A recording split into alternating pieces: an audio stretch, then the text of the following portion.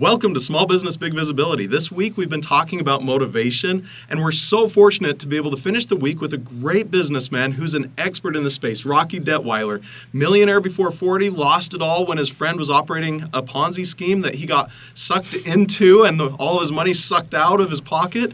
He's come back with a vengeance, though. He's an author, a speaker, motivational coach. He's flown all around the country. He's consulted with some of the biggest names that you've heard of, rubbed shoulders with some of the most famous people. And fortunately, we get to hear him today. Rocky, tell us about yourself. Oh, wow. That sounds amazing. I'm excited to hear about this guy.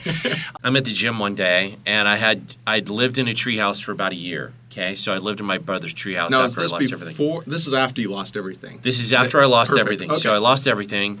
Lost everything, meaning my home and land and possessions, and went through a divorce and lost everything just outside of my life. And I wanted to, I was going to take that too. But I'm living in my brother's treehouse and had reshaped my life. And about 6 months later, I find a basement apartment. Okay, so I'm living in this basement apartment. I'm going to the gym, and I look pretty good. Okay, at that time. And so I'm at the gym one day, Jason, and this guy that I really respect because he looked amazing. He's an older guy. And so he and I knew each other from the gym. Okay. And I told him about this gentleman that I knew at bodybuilding.com who happened to be like this. It's a huge company at the time, right? I mean, they had 10 million customers and 50 million viewers coming to their site every single month. So they were a really big deal nationally and internationally. And so I tell my friend Evan, I said, Evan, I got to introduce you to this guy. And so as I'm talking about him, this guy literally walks through the door. Oh, wow. Okay, he walks through the door. I said, oh my, hey, get over, Chris, come here. Chris comes over, and right then Evan takes over, and Evan tells my story. Oh, wow. To Chris. To your Chris, friend. my friend, right? And so I introduced the two, and I'm hearing my story for the first time. And I had no idea that I had a story. No idea. And so Chris says, you got to send that in yesterday, like right away.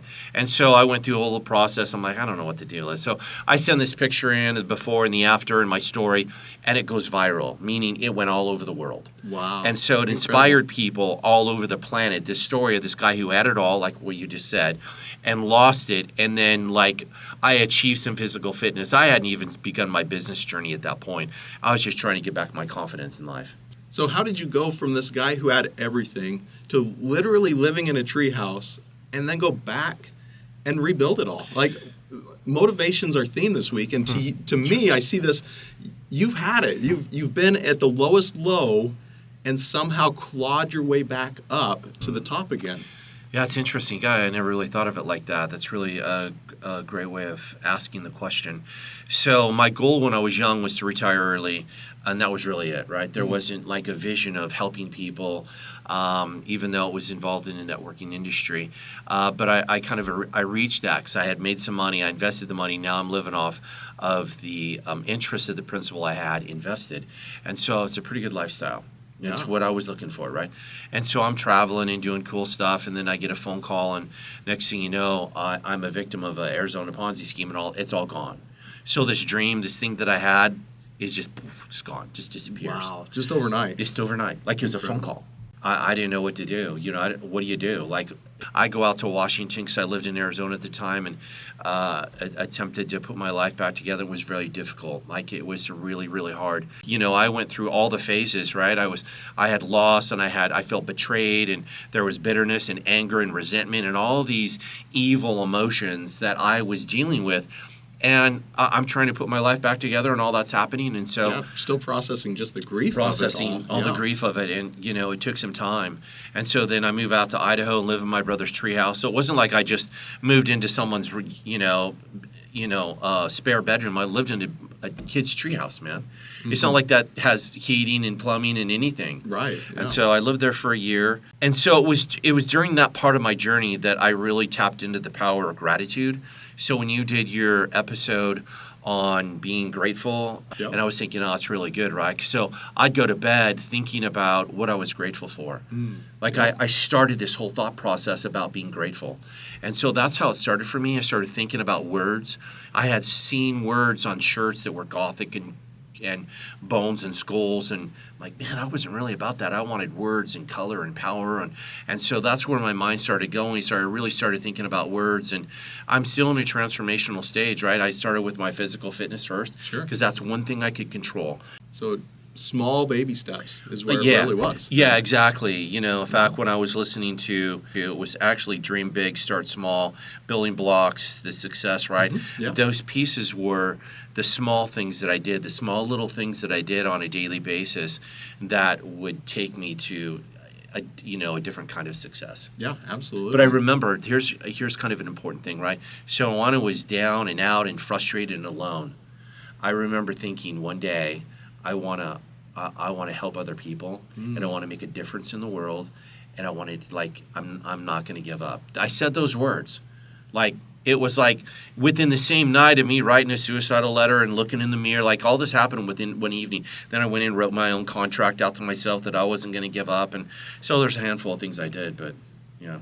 But it all started with that mindset Yes. shift of, Yes. here's where I am, Yes. here's one road, here's the other road, Yep. and saying, I choose this future for myself. That's right. And taking the baby steps to get there then. Now it's important too, right? This is about motivation. A lot of motivation is like it's internal, right?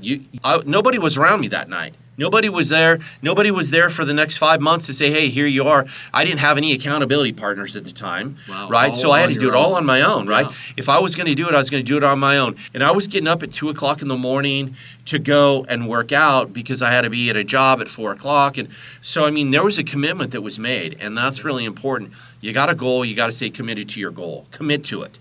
How did you keep yourself waking up at 2 and staying committed? What were those little things that you do? How would you make that? Because it's really easy to say it, and for a few days when it's exciting and fresh and new, to really go in and do. But how do you continue that? Because you said 5 months of on your own, continue to persevere and to go after it.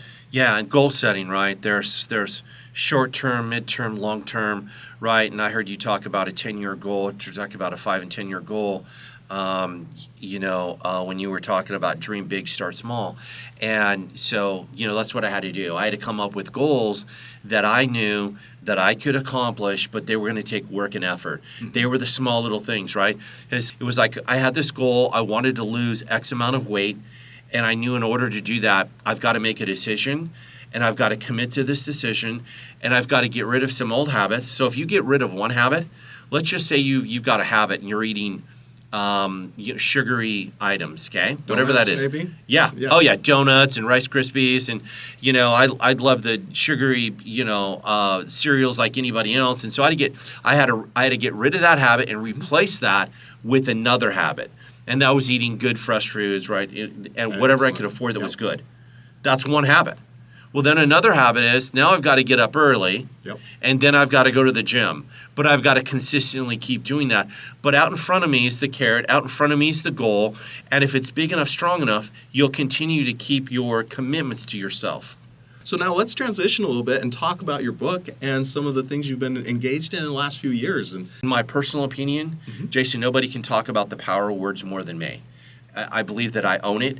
So when it comes to being, and wear it. I mean, yeah, I the wear shirt it. You're wearing right Nobody now. on the planet, in my personal opinion, is more invested in the power of words than me.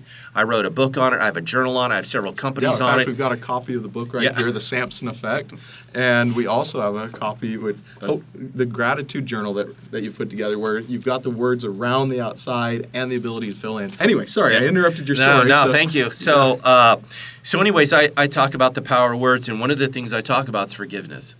Now, it's probably not a norm to talk about that in a corporate setting, but I talk about it, right? Because it's important. And sometimes in our world, right, the important things, we kind of leave them out, and we talk about teamwork, and we talk about leadership, and we talk about these things. But if I've got unforgiveness in my heart for you or a family member, there's going to be challenges at work. There always is, right? Yep. So what you're doing at home carries you to work. And I know some people can, they can file it away, but it's gonna come out. So I talk about the story that happened to me. I'm in college, and a friend of mine would come over and borrow a little change here, a little change there, right? At the end, we're leaving the last day of college, and I asked him for the money back, and he's like, "I don't have it," and I'm like, "You're an idiot," and you're within 20 seconds, 20 seconds, we took like a seriously really close relationship and blew it apart. We're ready to go to fists. And it probably wasn't that much money either. No, it was dollars. Yeah, right, I mean, it was nothing, right?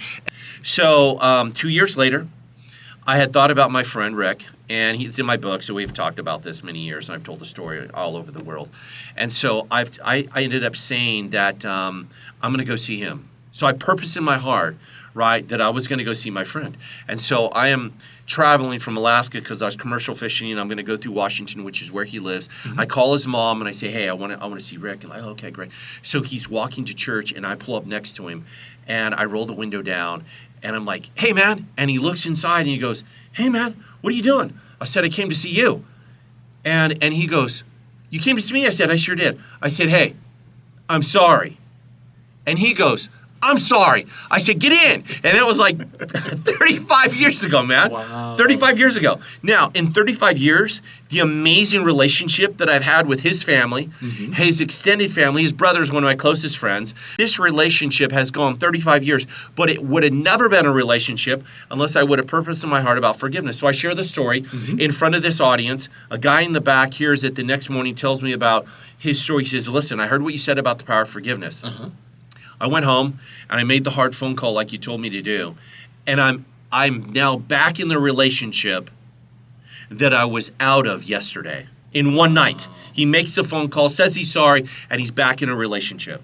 All because of like 2 powerful words, I'm sorry. You can talk about words that you use every single day, and you can take them home and you can apply them around the table, right? And you can come back to work the next day and you can like see results. Like, I'm so excited. Like, I get to talk about the coolest thing in the world, man, because words raise up and tear down, they bless, they curse, they bring life and they bring death, and it's the most powerful thing in the world because it creates words. That was one of the things when I first met you that you really hammered into my brain was this concept that the words that you're putting inside your mind is the foundation of your entire life going forward. Because the words that you use to talk to yourself, the self-talk, what you're saying both at a subconscious and at a conscious level, that goes into your brain and it becomes the actions that you take, and the actions become the habits, and the habits become your life. Yeah, your life, that's right. The 5 steps. So it's the 5 steps out of that, right? And the 5 steps that we have in the book is your thoughts become your words, words become your actions, actions become your habits, habits become your lifestyle, how you live your life. So it's a 5-step approach. Amazing. All in the book. Yeah, that's all in the book. And that's, yes. So tell me, if you had a message for a small business owner, maybe they're struggling, maybe they can't seem to break through where they're at, they don't know what to do different, what would you tell them? Having been through all the things you've been through in life and all this backstory, all of your experiences, what would be that one piece of advice? God, it's a loaded question because all businesses are a little bit different, right? Your goals that you have, but I would say direction. I'd say, what are your goals for your company, your business? What is it you want to do? And you got to figure that out, right? It's like you talk about it in your on your podcast, right? Which one it was? I think it's the Dream Big, Start Small, right? You've got to have the big vision out front. Sure. What's the big goal, the big vision? Then you got to break it down, and then you got to figure out the small little things you got to do every single day. And so for me, giving advice to another company, and that's one of the things we do is, right, we teach and train, and we work with companies from multi-billion-dollar corporations to small little mom-and-pop companies, right? I don't really care. It doesn't really matter to me. They're people. They're all people, right? Here to help, right? Yeah, here to help, right? Yeah. But for me, I would say that, you have to have the big goal, you have to have a vision, you have to break that down, and then you have to be coachable, trainable, teachable all along the way. You have to be willing to go, okay, what have I been doing? What have I failed at? What can I learn from that? And how can I move forward? So I hope that helps. Awesome. One thing I'd like to ask a little bit about, because you said for 5 months you were completely on your own, no accountability partners. But what I hear you saying is you've got to be coachable, trainable, teachable. So how does that fit? How do you see yourself now as far as your thought process around coaches and accountability partners and that? How has that shifted from where you were in the Treehouse to where you are now? If you're listening to this, you got to have coaches. And you have to have mentors. I mean, you can probably do it on your own, but so what changed my life and is continuing to change my life is I have coaches. I have a coach right now for a business coach for what I do. in my life, because I was at a place just a few months ago. You and I talked about this, right? Yep. I was at a place a few months ago, and I'm like, here's where I'm at, here's where I want to go, and I quite honestly, I'm like, how do I get there? How do I take my business model and I take it to that next level? Well, I mean, yeah, you can read the books and you can YouTube and all that, or you can find a coach, right, who's going to streamline it. They've already been there, they've already done that. They're helping people do it, and I'll give you a couple examples. So this is, I'm at the gym one day, and I have tried for 25 years to try and get ripped, like get abdominal veins, and I have no idea how to do it, okay? I've tried. And I'm at the gym one day, and I'm talking to this gal, and she's like, you should talk to my boyfriend because he's a trainer. And I'm like, okay, I've had trainers before. They couldn't give me there, but I'm going to keep doing it. Yeah, I'll find the right guy someday. So I sit down in front of Sean, and I said, Sean, here's where I'm at. Just what I said a moment ago. Here's where I'm at. Here's where I want to go. Can you take me there? And he said, yeah. I was like, what? You could really help me get there? You finally found him.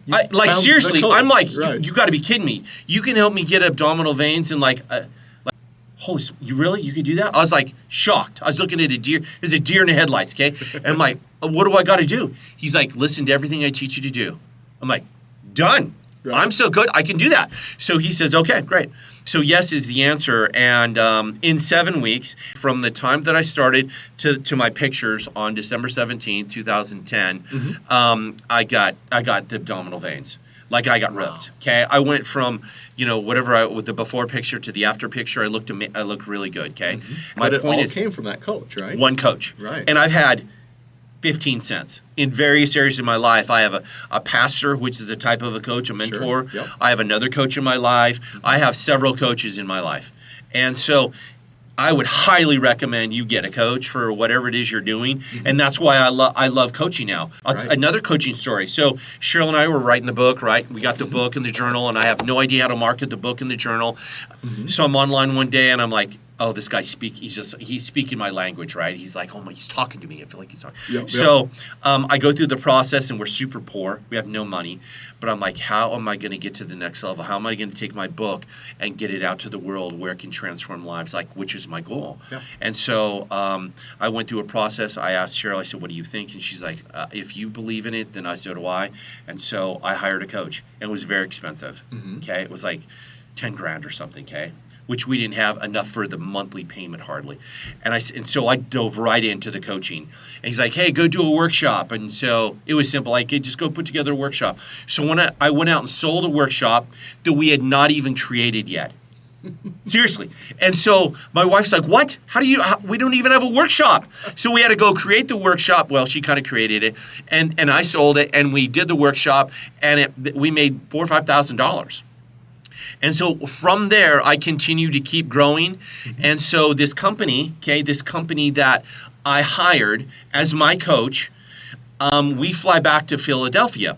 And so I remember, and this guy has 20 coaches that coach high-end individuals. Like one of his coaches was the producer for the Dr. Oz show or something, okay? Kind of a big deal. Yeah, really big deal. Yeah. They coach high-end multimillionaires around the world and high-end individuals. And so I'm like, I feel like I'm in anybody, right? And so, but I take the coaching really well. And so I remember looking, and he was just like this guy, he's like, if you want him, he's 10 grand a day to work with this guy, okay? Sure. And so I remember watching, because we're at this kind of party, right? And it was hors d'oeuvres and stuff. And so I'm sitting there, and I'm watching where he's at. And I see him get a break between people, and I just jump right up, right? And I said, hey, you're looking good. He says, I'm doing okay. I lost a little bit, but I gained it back. And I said, oh, really? Why is that? He says, I'm not really sure. I said, well, if you had me, you wouldn't have to worry about that. And he goes, just like that. I said, just like that. I said, you got 20 coaches that are out there, but who's coaching you? To the coach, the ultimate coach. To the ultimate coach. That's exactly what. So right then and there, he says, the $10,000 day guy says to me, he says, I tell you what if I coach you and you coach me? And I said to him, posture and control, by the way. I said, I could probably work with that. I have nothing. I'm so poor, right? I'm so poor, right? I can probably work. I can probably work with it. And so we work with each other for 10 months, and I learned a lot in that. And so but that was a coach. That was a coaching experience. And so I got coaching from him, which transformed my life. Now check this out. So So a year and a half into this, I went from nothing, from no money, like can't afford, I don't know how I'm going to make the payment on this thing, to we got featured. I've been featured on A&E reality TV show, if you remember that. Yeah. Rooster and Butch. ESPN, been on Fox, and I've been on the biggest channels in the world, right? Wow. I'm only saying this because it's interesting. I had nothing, but I just started taking the small things you talk about, the big goal, and I started rewiring, started thinking it, going to work, right? And so a contest happens, and it's $10,000 or a trip around the world. This was no small, $500. This was 10 grand cash or a trip around the world. Whoever has the biggest quantum leap. And I thought, and Cheryl's like, "You gonna enter that?" I said, "Oh, I'm gonna enter and win, right? Power of words, guy." And so I thought, man, I've done a lot. And so I started writing out everything we'd accomplished in the past year. Remember when you're talking, hey, write things down. So I started writing down the small little successes, and then that was another success. All these started happening. Then we did a video, we sent it in, and we won. So instead of taking the cash, we paid off what we had spent with the company. So now it's free. All our coaching is now free. Now I'm flying back and forth to Philadelphia and New York, and I'm working with his people and training his people.